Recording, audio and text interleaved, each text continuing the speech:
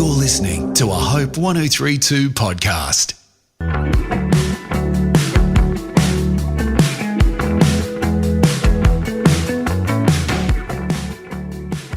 G'day, welcome to Raising Teens, the podcast that is here for you and your family, helping parents and caregivers all over the place with what it says in the title, Raising Your Teens. I am joined as ever by psychologist and teacher Collett Smart. I'm Ben McEachern. It is great to be with you. And today, Collett, we are going to dive straight into a topic that it comes up at different points in the year, but basically kind of dominates the whole year, right? Yes. Final exams. And final school exams can be stressful, not just for the teen involved, but for the entire family. So what can caregivers do to practically help their teens with their study time? So it goes without saying that school exams can be a stressful time for the whole family.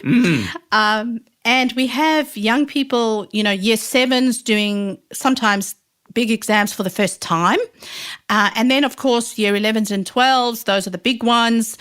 We need to also keep in perspective that exams are not the only thing that's happening in our teenagers' lives. There are a few other things. Yes, they're doing a whole lot of brain development and growing, and they're trying to play sport or learn instruments or be part of a drama team. They're navigating friendships, new jobs for many of the older teens. Yep.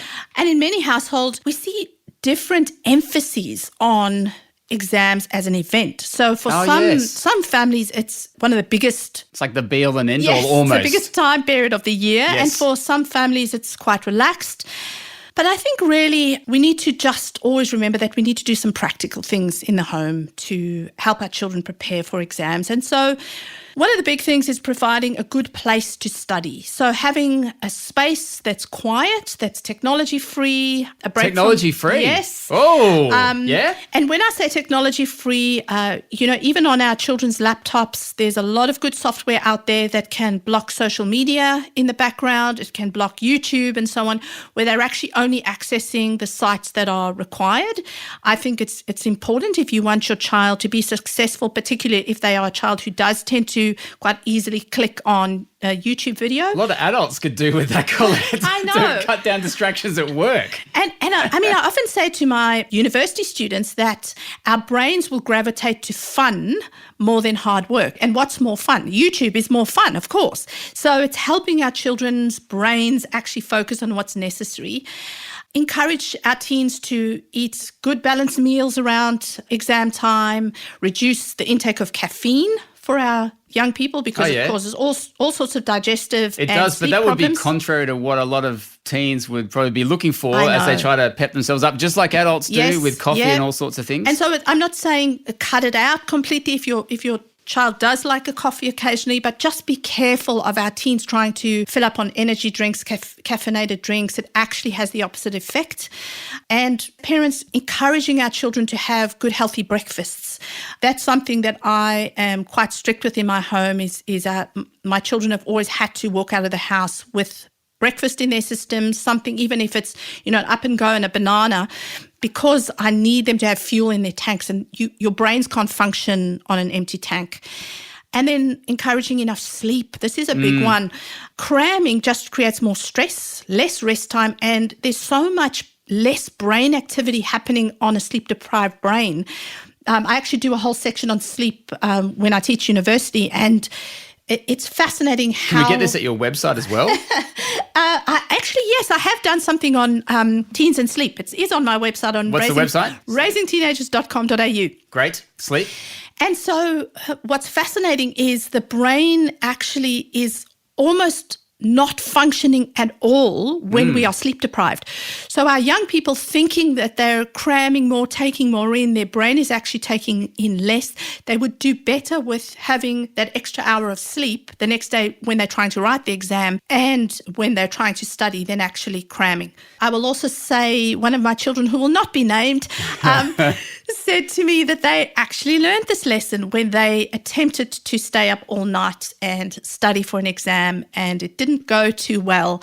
And it was kind of like, yeah, Mum, I think you perhaps were right. But they didn't say it in those kind of words. I don't think our young people ever tell us when we're have done something right.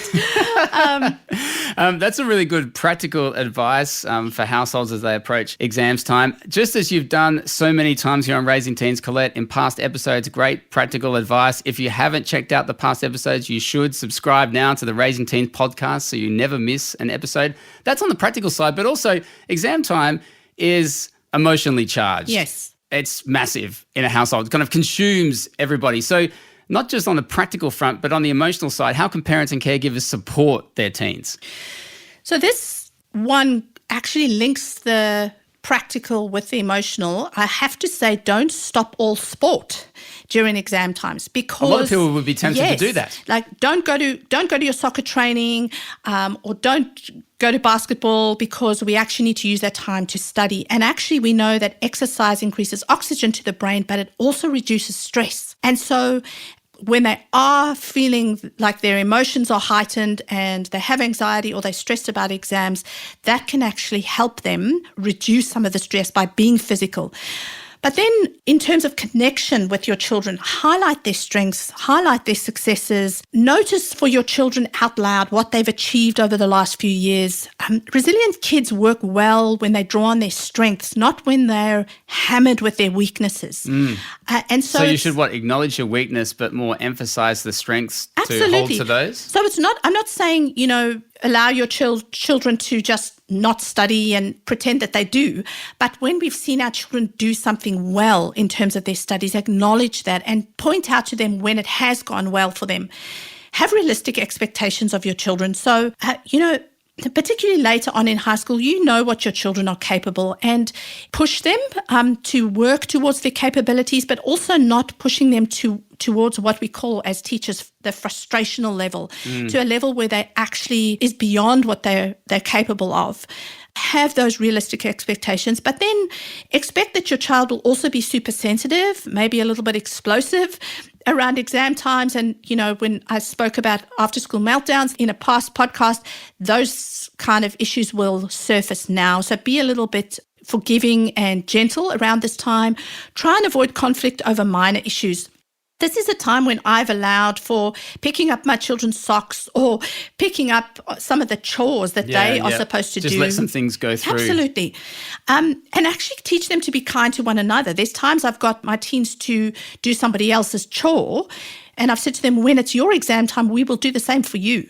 It's really important to encourage independence in our children, encouraging them to use timetables and routines, and make some of those routines themselves, oversee that, but encourage them to learn how to do that. But for some of our children who have ADHD, for example, they will still need adult guidance around help with scheduling a timetable or scheduling their routines.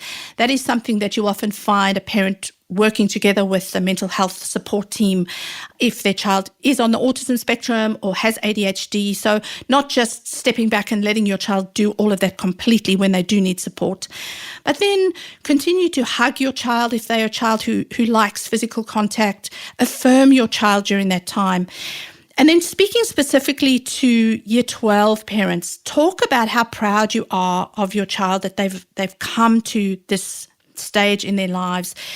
In this lead up, look for the positives, look for positive job opportunities for them afterwards, that perhaps your child is not someone who's going to go to university. Look for the trade, look for their interests, something that caters towards their natural affinities without putting too much pressure on a child who may not be inclined to go to university.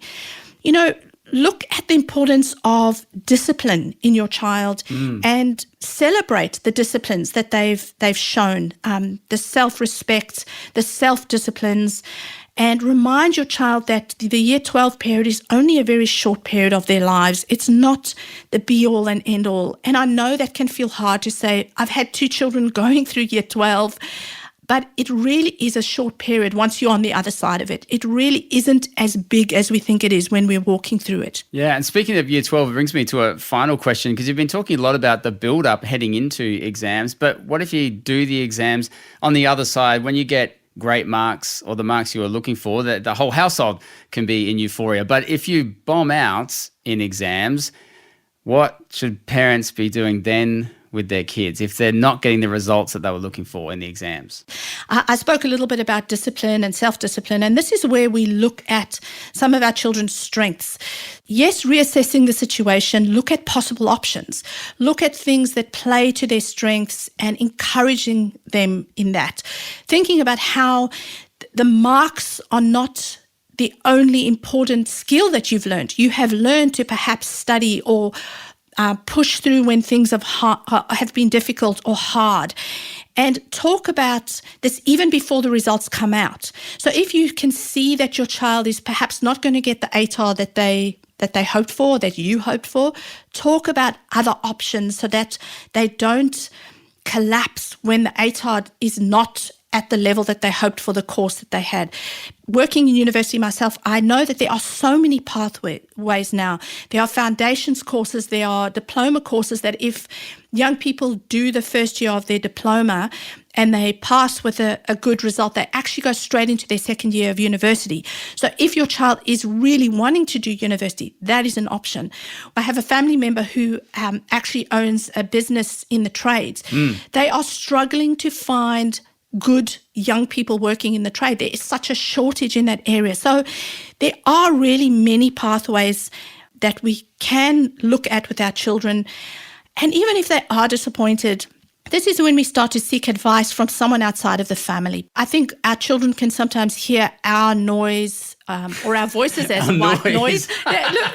That's what they're hearing. Wasn't that a Freudian slip? That is what they're hearing. Yes. Often we can be the white noise, and hearing it from a third party, a coach, someone they trust, a youth leader, can often help them see something that they wouldn't see from a parent who they think, well, Mum, you love me anyway, so that's why you're saying it. It can be very helpful for them to hear from someone outside of the family about different options.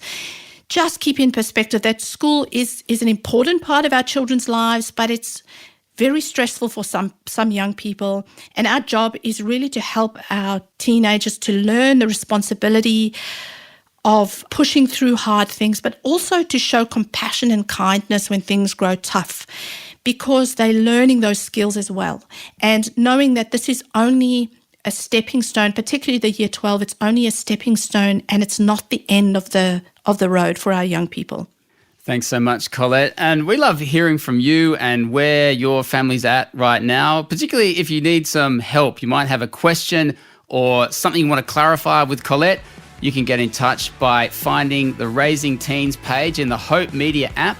You can record a question or comment. You can write it down. Whatever you want to do, it will come through straight to Collett and she can respond to you in a few episodes' time. This has been Raising Teens. We'll see you next time.